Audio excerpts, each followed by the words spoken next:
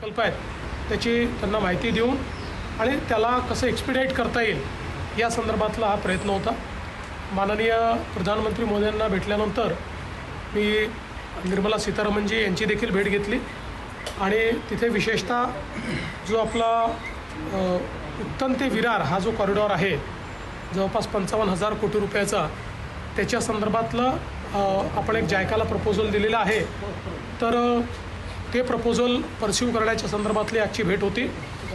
Proposal मोठा असल्यामुळे त्यांनी त्या ठिकाणी एक सल्ला दिलेला आहे की जायकासोबत अजून एखाद दुसरी मल्टीलॅटरल एजन्सी अशा 2 एजन्सीज जोडून हे पूर्ण फंडिंग करता येईल का अशा प्रकारचा प्रयत्न करू। आम्ही त्याला होकार दर्शवलेला आहे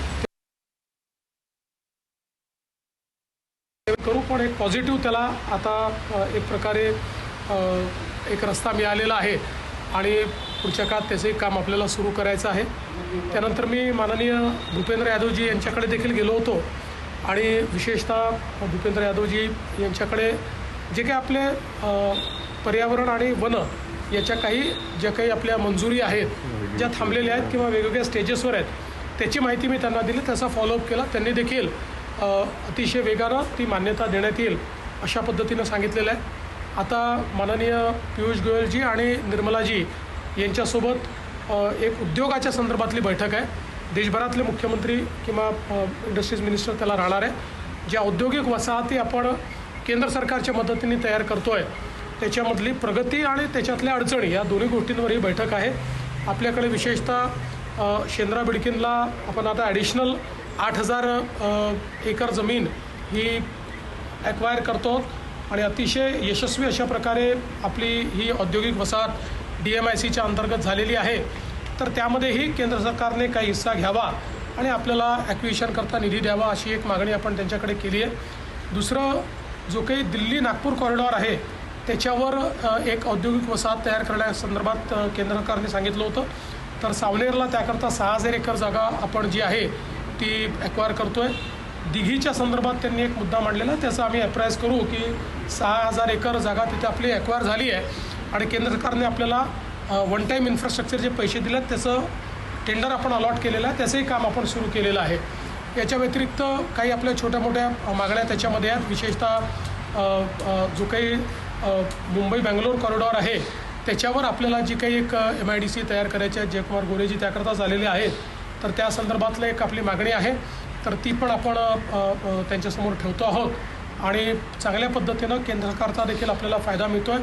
विशेषतः भव्या स्कीममध्ये जास्तीत जास्त इंडस्ट्रीयल पार्क्स हे महाराष्ट्राला मिळावे या दृष्टीनं आजची बैठक आमच्याकरता मला असं वाटतं महत्त्वाची आज अर्थात त्याचा निर्णय होणार नाही। आज आम्ही केवळ प्रपोजल देतो आहोत, पण पुढच्या काळामध्ये निश्चितपणे तोही एक फायदा मिळेल। पुण्याची जी मेट्रो 3 आहे जी टाटासोबत आपण तयार केलेली आहे, जी देशातली नवीन पॉलिसीतली पहिली PPP मेट्रो आहे, याचं पर्यावरण आणि वन याच्या ज्या काही आपल्या मंजुरी आहेत ज्या थांबलेल्या आहेत किंवा वेगवेगळ्या स्टेजेसवर आहेत त्याची माहिती मी त्यांना दिली, त्याचा फॉलोअप केला। त्यांनी देखील अतिशय वेगानं ती मान्यता देण्यात येईल अशा पद्धतीनं सांगितलेलं आहे। आता माननीय पियुष गोयलजी आणि निर्मलाजी यांच्यासोबत एक उद्योगाच्या संदर्भातली बैठक आहे। देशभरातले मुख्यमंत्री किंवा इंडस्ट्रीज मिनिस्टर त्याला राहणार आहे। ज्या औद्योगिक वसाहती आपण केंद्र सरकारच्या मदतीने तयार करतोय त्याच्यामधली प्रगती आणि त्याच्यातल्या अडचणी या दोन्ही गोष्टींवर ही बैठक आहे।